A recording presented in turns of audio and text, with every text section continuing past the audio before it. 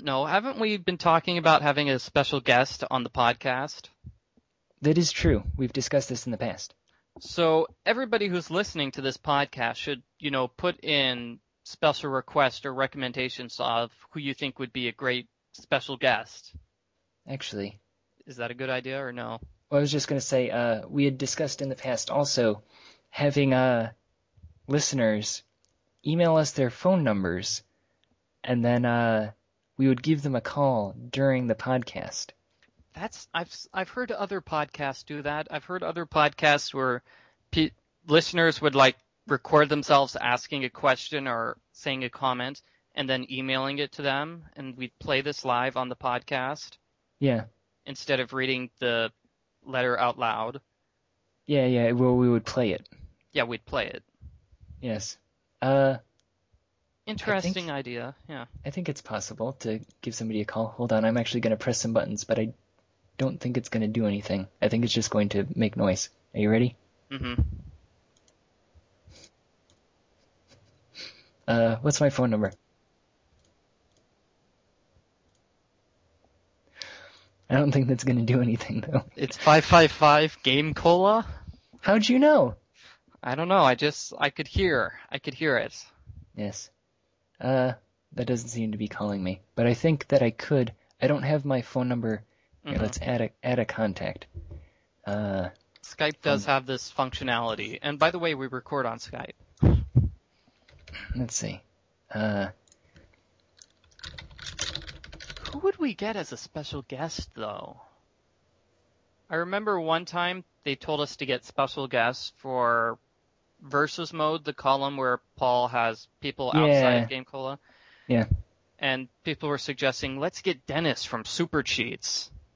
And then Paul responded back, he's saying, it's like, no, we need to actually ask somebody who we have a chance of actually getting. It's like, because he would never answer our email, which surprised me because I get emails from him all the time. It's like Paul didn't know that I'm in an actual contact with Dennis from Super Cheats.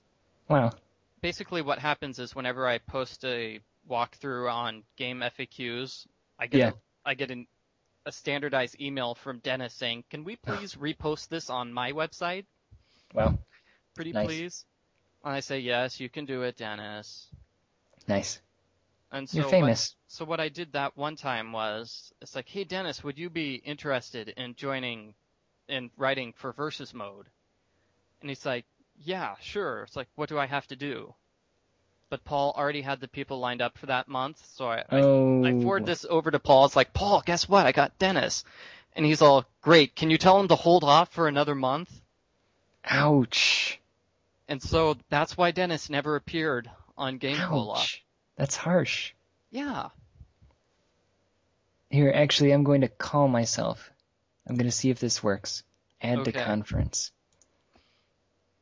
Yes, I want to add this to the conference. And then I'm gonna stop the mic on the podcast and pick up my phone. Mm-hmm. Hold on. Hello. Hello? Hello, this is the GameCola podcast. Wow, we can kind of hear you. This is amazing. You can kind of hear me? Yeah, it sounded better when you were on the microphone. Does it? Well, hold on. I can do both at the same time. Oh no, this is too confusing. No, but I can talk, and I can hear myself as I'm talking. It's actually pretty quick. I'm a little surprised. There's usually more of a delay, I would imagine. Mm-hmm. So I'm actually going to hang up now. Okay. Yeah. So the experiment worked. We can call people's phones. Yeah, so I could actually get people to email us their phone number, and then we will call them during the podcast. Or people can send in their Skype numbers or Skype names. That's true. Because Skype name. I would most likely not give my phone number out to a podcast. You're no fun. Maybe we should go on and continue actually answering these questions. Continue answering those questions. I think we got a lot out of the fact that this person, Sarah, is going to Florida. Yeah. Is this Sarah 1821? 1821?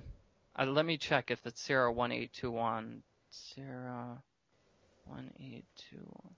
Okay, so I looked it up. Sarah 1281, not Sarah 1821. I can't believe I got those two people confused. Yikes.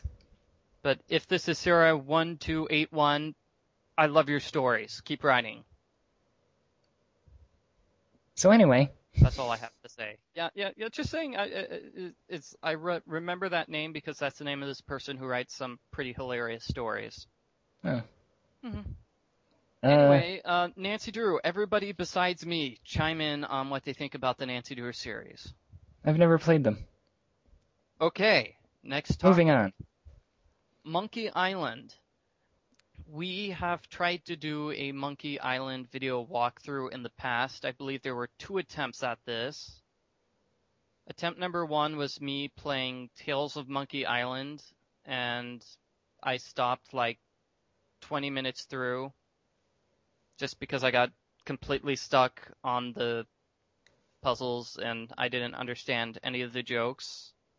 But the other time we tried to do a Monkey Island walkthrough was with me and Paul said no, because he's afraid I'm going to just make fun of the game the whole time. because I gave Tales of Monkey Island a bad review. What did I give it? I gave it like a 3 out of 10 or a 4 out of 10. Yes. And Paul, of course, gave it like a 9 out of 10. Yes. Paul. In the game's defense, it was a lot more fun to watch somebody who knows what they're doing play the game than actually playing the game myself. Huh? What I did was, after I played for an hour and then I said, screw this game, and then I watched the rest of the game on YouTube, watching somebody else's video walkthrough, and it made a lot more sense. And it was a lot more entertaining. Well, maybe you could just have Paul make it himself. He knows the game pretty well. Paul refuses to do video walkthroughs by himself, I think. Really? After Earthbound. Oh. I know we have a video walkthrough for Back to the Future, the game, which has actually been recorded. All we need is somebody to do commentary for these videos, and Paul doesn't want to do it alone. Wow. So he's been trying to find somebody to do it with him. I think what he's doing is he's waiting for the PlayStation version of the last Back to the Future game to be released so he can play all 5 of them at once. Oh. And I think then he'll try again to get somebody to record the commentary. He'll play the game, but someone else will make the commentary? Yeah, well, let me see. We've got 9 videos. Back to the Future. 1 hour and 2 minutes. Wait. That can't be right. 1 hour and 50 minutes. Okay, so 9 videos in total they're an hour and 50 minutes, and this is Back to the Future, the first episode of the Back to the Future game. We just need somebody to do commentary on these videos. Get Christian Porter to do it, he's funny. Yeah, where's Paul? We can't, bully him because he's not... Yes, Paul, Christian Porter, Nathaniel Hoover, basically everybody who's normally on the podcast. We're all unavailable today because it's 7 a.m. on a Tuesday. Yeah. How's it going, Michael Gray? It's fine. I'm trying to think of the other guys because I know another video project I was thinking of doing for the GameCola YouTube channel. Yeah. Have you seen the one we did for Super Mario Bros. 2? I have not. What we did for Super Mario Bros. 2 is Paul played the first level of the game. Yeah. Then I played the second level, then he played the third level, then I played the fourth, and it went back and forth like that. Yeah. And Nathaniel Hoover joined in around World 4. Yeah. And it's interesting because, I would respond to what Paul said in his video, and, he'd respond to what I said, so it was sort of interactive, but not really. Yes. So I tried to get that going with Super Mario Bros. 3, which would be better because it has more levels. Yeah. But that project died too, so I just went back to making the walkthrough for Phoenix Wright 3. Which nobody wants to see, by the way. No? No. Nobody wants to see Phoenix Wright on our GameCola YouTube? So this is why Paul needs to be here, is because I've got so many Phoenix write discussion topics from replaying the third game now. Yeah, piano bug Phoenix. Topics such as, why doesn't Phoenix have a beard? Phoenix should grow a beard. Yeah? Beard cola? Because I noticed in one episode that all the other male characters in the courtroom have a beard besides Phoenix. The judge had a beard, the witness had a beard, the prosecutor had a beard. Phoenix is the only one without a beard. It's like, no wonder he's losing this trial. There's no way he can compete with that. Yes. The manliness. Which actually brings me to another topic was, I think we mentioned like a long time ago, the GameCola RPG. I think we were talking about RPGs in general. Yeah. Yeah, they were talking about old people in video games and how we have an RPG, the old person should get a senior citizen's discount. Yes. I'm thinking if we make a GameCola RPG, which we're not, that would be one of the characters, but I think the plot line should be that you have to find like the seven bearded men in order to save the world. Yeah. So it'd be like Earthbound, where you have to go to like 7 locations. They're pretty much any other RPG where you have to find 7 of something. 7 crystals, 7 keys, etc. Yeah. Yeah. 7 sages if you're playing Legend of Zelda Ocarina of Time. Yeah. And so basically, the 7 characters would be all guys with beards. Yes, find the 7 beards. Yeah, and I think one of the characters could be an old man, and another level it would be like Mario and Luigi. Except for copyright reasons, we'd probably have to call them like Lario and Muigi.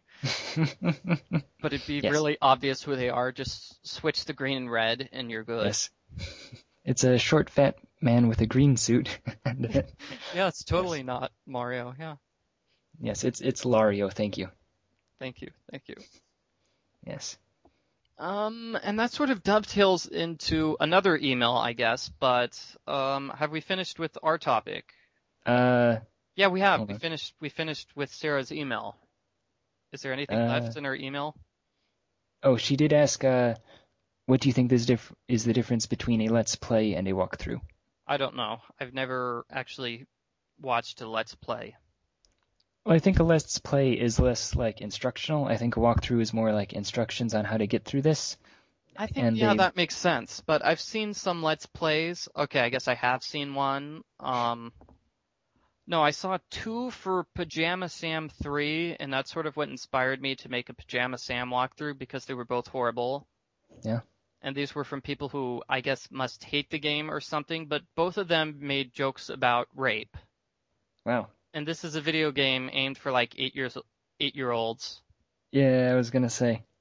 2 people independently of each other are making horrible jokes about Pajama Sam 3. So I'm like, I've got to make a walkthrough where you don't cuss all the time. Yes. What if some children are trying to watch this? Yeah, so those were Let's Plays, and I think that's why I stick to walkthroughs. Because a lot of the Let's Plays I've seen are people who, let's play this game because we think it's horrible, and we want to make fun of it and curse the whole time. Yeah, there's a lot of swearing. Yeah, and I'm not exactly sure why people do that. Because it's funny, and it's the internet. Oh, swearing. I guess, but I mean, it's like, if you really, really hate the game, it's like, why bother making a video walkthrough for it? Yes, like, why rate us low? You should rate us high. Yeah. It's like, I did a video walkthrough for the Sherlock Holmes game, which was really horrible. And it's like, I stopped after level 1 because it was horrible. I stopped there. I didn't continue. Yes. Play the whole game. Make a whole video about the whole game because you hate it so much. That would have been torturous. Yeah. Oh well, what's next? Any more emails? Yeah, we have 4 more emails actually. 4 more emails and lots of comments. Okay, let's get. Yeah. Let's move quickly. Okay. On the next episode of the Mike and Jeddy Show, Mike and Jeddy read viewer mail and talk about video games. Will they be able to read them all? Tune in next time to find out.